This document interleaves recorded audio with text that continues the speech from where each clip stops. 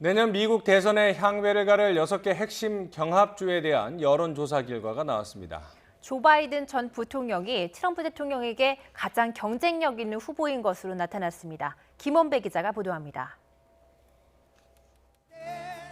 뉴욕타임스 여론조사 결과 트럼프 대통령과 바이든 전 부통령이 대결할 경우 바이든 전 부통령이 펜실베이니아와 위스콘신, 플로리다에서는 오차 범위 내에서 앞서고 애리조나에서는 오차 범위를 벗어나 이기는 것으로 나타났습니다.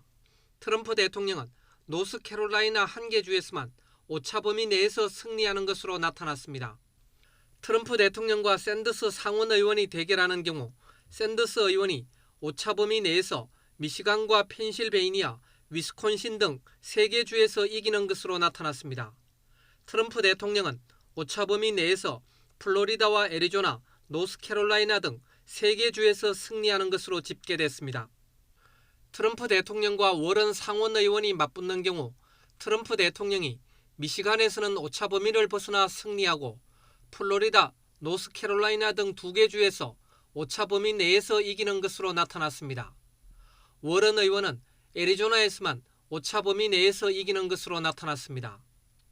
투표 의향 유권자로 대상을 좁힐 경우 바이든 전 부통령은 5개 경합주에서 오차 범위 내에서 트럼프 대통령에게 앞서 가장 경쟁력이 있었습니다.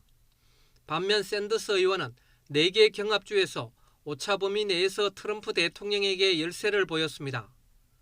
워런 의원은 5개 경합주에서 오차 범위 내에서 트럼프 대통령에게 밀렸습니다.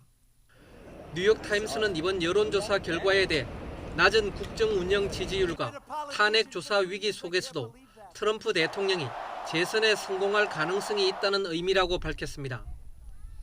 즉 민주당 경선 결과에 따라 2016년 대선 때처럼 트럼프 대통령이 전국 득표율에서 밀리면서도 선거인단 투표에서는 앞설 수 있다는 것을 보여주는 조사 결과라고 설명했습니다.